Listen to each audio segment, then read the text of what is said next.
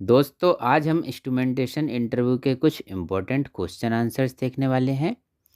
तो वीडियो आप लोगों के लिए बहुत ज़्यादा हेल्पफुल होने वाली है। पहला क्वेश्चन देखते हैं, कंट्रोल वाल्व कैसे काम करता है। कंट्रोल वाल्व एक ऐसी डिवाइस है जो फ्लूइड फ्लो को कंट्रोल करने में मदद करता है। ये बहुत ही महत्वपूर्ण होता है क्योंकि इसका इस्तेमाल कई अलग अलग इंडस्ट्रीज में किया जाता है। अब देखते हैं कि कंट्रोल वाल्व काम कैसे करता है। कंट्रोल वाल्व का काम फ्लूइड फ्लो को एडजस्ट करने के लिए होता है। इसमें एक एक्चुएटर और वाल्व डिस्क होती है।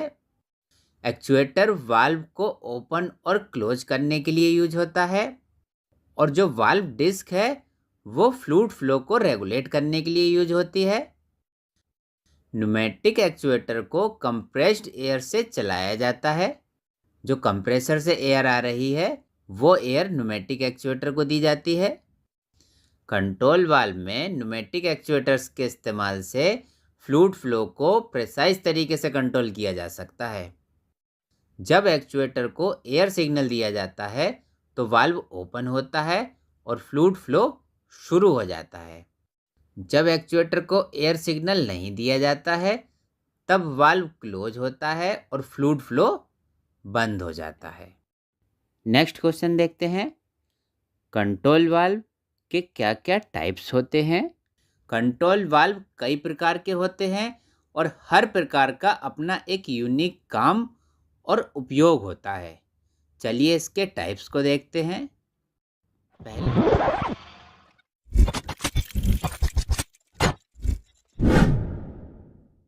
पहला टाइप है ग्लोब वाल्व। इसका शेप ग्लोब जैसा होता है इसलिए इसका नाम ग्लोब वाल्व है। ये वाल्व्स फ्लूइड फ्लो को कंट्रोल करने के लिए डिज़ाइन किए जाते हैं। ग्लोब वाल्व के बेसिक डिज़ाइन में एक स्फेरिकल डिस्क होती है जिसको प्लग कहते हैं, जो वाल्व की बॉडी के अंदर सर्कुलर सीट पर मूव करता है। जब वाल्व खुलता है मतलब ओपन होता है तब प्लग सीट से हटकर फ्लूइड फ्लो को अलाउ करता है और जब वाल्व बंद होता है या क्लोज होता है तब प्लग सीट पर वापस आता है और फ्लूइड फ्लो को रोक देता है। ये वाल्व्स आमतौर पर हाई प्रेशर एप्लीकेशंस में यूज किए जाते हैं और ये मल्टीपल साइजेस और मटेरियल्स में आते हैं जिससे उन्हें अलग अलग कंडीशंस के हिसाब से कस्टमाइज किया जा सकता है, या आप ये कह सकते हैं उन्हें अलग अलग एप्लीकेशंस के हिसाब से यूज किया जा सकता है। ये वाल्व्स न्यूमेटिक सिस्टम्स में प्रेशर, फ्लो रेट, टेम्परेचर और दूसरे पैरामीटर्स को रेगुलेट करने के लिए यूज किए जाते हैं। इसके अलावा इन वाल्व्स को ऑन ऑफ एप्लीकेशंस में भी इस्तेमाल कर सकते हैं। दूसरा टाइप है बटरफ्लाई वाल्व। बटरफ्लाई वाल्व एक सर्कुलर डिस्क से फ्लूइड फ्लो को कंट्रोल करता है। इसकी शेप तितली या बटरफ्लाई जैसी होती है इसलिए इसका नाम बटरफ्लाई वाल्व है। बटरफ्लाई वाल्व बहुत ही फ्लेक्सिबल होता है और फ्लूइड फ्लो को एक स्मूथ और प्रिसाइज तरीके से कंट्रोल करता है। इसकी डिस्क को 90 डिग्रीज रोटेट किया जाता है जिससे फ्लूइड फ्लो को रेगुलेट किया जा सकता है। अब क्योंकि इसकी डिस्क 90 डिग्री रोटेट करती है इसलिए इसको क्वार्टर टर्न वाल्व भी कहा जाता है। तीसरा टाइप है बॉल वाल्व। बॉल वाल्व एक स्फेरिकल बॉल से फ्लूइड फ्लो को कंट्रोल करता है। बॉल वाल्व बहुत ही ड्यूरेबल और रिलायबल होता है।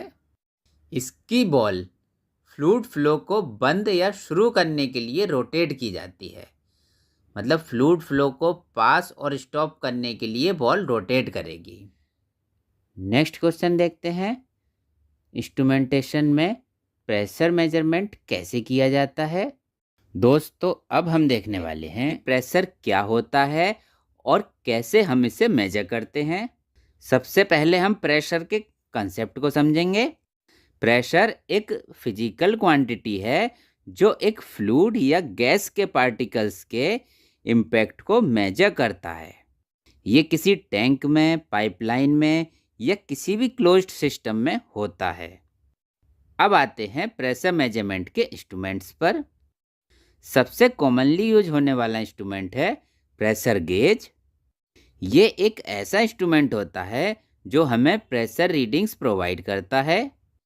प्रेशर गेज में नीडल होती है जो प्रेशर की यूनिट में रीडिंग्स दिखाती है। प्रेशर गेजेज में यूजुअली एक बर्डन ट्यूब होती है जो प्रेशर मेजरमेंट कराती है। प्रेशर गेजेज से प्रेशर और वैक्यूम दोनों नापे जा सकते हैं। प्रेशर मेजर करने के आधार पर गेजेस 3 टाइप्स के होते हैं: pressure gauge, vacuum gauge, compound gauge. Pressure gauge में एक डिफरेंशियल प्रेशर गेज भी होता है जो 2 पॉइंट्स के बीच प्रेशर डिफरेंस को नापता है। अब क्योंकि ये प्रेशर के डिफरेंस को नाप रहा है इसलिए इसको डिफरेंशियल प्रेशर गेज कह दिया जाता है। लेकिन प्रेशर गेज केवल एक ऑप्शन नहीं है। इंस्ट्रूमेंटेशन में और भी इंस्ट्रूमेंट्स हैं जो प्रेशर मेजर कर सकते हैं, जैसे कि प्रेशर ट्रांसमीटर जो प्रेशर को इलेक्ट्रिकल सिग्नल में कन्वर्ट करता है। इसमें भी 2 टाइप्स आते हैं, पेन टाइप और स्मार्ट प्रेशर ट्रांसमीटर्स। इसमें स्ट्रेन गेज का उपयोग होता है जो प्रेशर के बढ़ने या कम होने पर अपनी इलेक्ट्रिकल प्रॉपर्टीज में चेंजेस लाता है। इसके अलावा इनमें वेरिएबल कैपेसिटेंस प्रिंसिपल का भी यूज होता है। ये प्रेशर ट्रांसमीटर्स बहुत वर्सेटाइल होते हैं और इनकी एक्यूरेसी और सेंसिटिविटी काफ़ी हाई होती है।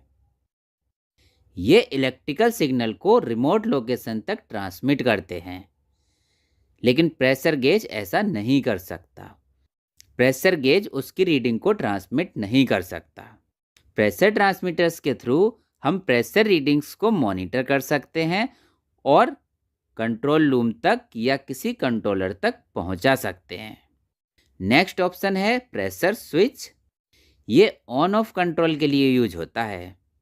जब प्रेशर किसी प्रीसेट लेवल को क्रॉस करता है तो स्विच ऑन या ऑफ हो जाता है। ये तब बहुत यूजफुल होता है जब हमें प्रेशर के स्पेसिफिक लेवल पर अलर्ट या एक्शन लेना होता है। नेक्स्ट है डिफरेंशियल प्रेशर ट्रांसमीटर्स।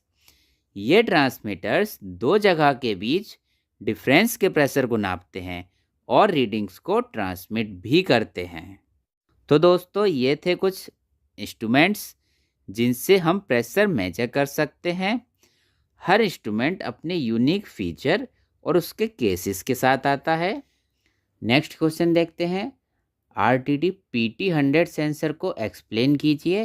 पहले ये समझते हैं कि एग्जैक्टली RTD PT100 क्या है। RTD का मतलब है रेजिस्टेंस टेम्परेचर डिटेक्टर, जबकि PT100 का मतलब प्लेटिनम 100 ओम्स है। इसको सिंपल टर्म्स में समझा जाए तो RTD PT100 एक टाइप का सेंसर है जो प्लेटिनम एलिमेंट का रेजिस्टेंस चेंज होने पर टेम्परेचर मेजर करता है।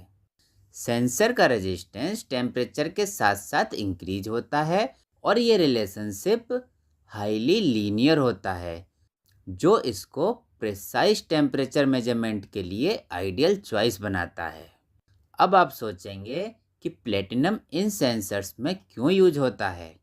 प्लेटिनम की स्टेबिलिटी और एक्यूरेसी एक वाइड टेम्परेचर रेंज पर बहुत बढ़िया होती है।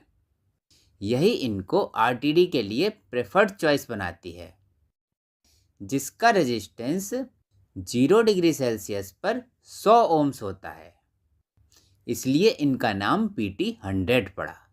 RTD PT100 सेंसर्स में प्लेटिनम एलिमेंट एक प्रोटेक्टिव शीट में एनकैप्सुलेटेड रहता है, जो इसको एक्सटर्नल इन्फ्लुएंसेस से बचाती है।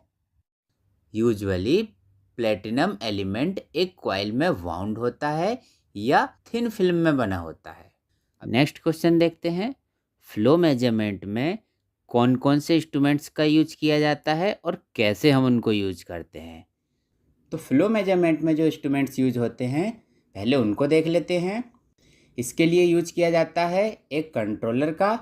ये PLC DCS या PID कंट्रोलर हो सकता है। कंट्रोलर को फ्लो कंट्रोल करने के लिए यूज किया जाता है। वाल्व पोजिशनर का यूज किया जाएगा। जिससे कंट्रोल वाल्व को सिग्नल के अकॉर्डिंग पोजीशन किया जा सके। कंट्रोल वाल्व को यूज किया जाएगा जो ऑपरेट होकर फ्लो को कंट्रोल करेगा। फ्लो ट्रांसमीटर या फ्लो मीटर का यूज किया जाएगा जिससे कि फ्लो को सेंस करके उसको ट्रांसमिट किया जा सके। अगर हम फ्लो ट्रांसमीटर का यूज कर रहे हैं तो फ्लो ओरिफिस का यूज किया जाएगा। फ्लो ओरिफिस का यूज डिफरेंशियल प्रेशर क्रिएट करने के लिए किया जाएगा। दोस्तों, कंट्रोल वाल्व के साथ में एक बाईपास लाइन का भी यूज किया जाता है जिससे कि कभी कभी कंट्रोल वाल्व अगर फेलियर हो जाए या उसको हम रिपेयर करें तो बाईपास लाइन से फ्लो को कंट्रोल किया जा सके। चलिए इसको थोड़ा और समझने की कोशिश करते हैं। तो जो कंट्रोलर्स हैं उनसे 4 to 20 मिली एम्पियर सिग्नल भेजा जाएगा वाल्व पोजिशनर्स को। यहाँ हम इलेक्ट्रोन्यूमेटिक पोजिशनर, स्मार्ट पोजिशनर या I2P कन्वर्टर का यूज कर सकते हैं। वाल्व पोजिशनर से सिग्नल भेजा जाएगा कंट्रोल वाल्व को। कंट्रोल वाल्व सिग्नल के अकॉर्डिंग ऑपरेट होगा एंड कंट्रोल वाल्व से पहले फ्लो मीटर या फ्लो ट्रांसमीटर को लगाया जाएगा। अब लाइन का जो भी फ्लो है वो फ्लो मीटर या फ्लो ट्रांसमीटर के द्वारा मेजर करके 4 to 20 मिली एम्पियर सिग्नल की फॉर्म में ट्रांसमिट कर दिया जाएगा कंट्रोलर को। तो एक क्लोज लूप चलता रहेगा और फ्लो कंट्रोल होता रहेगा।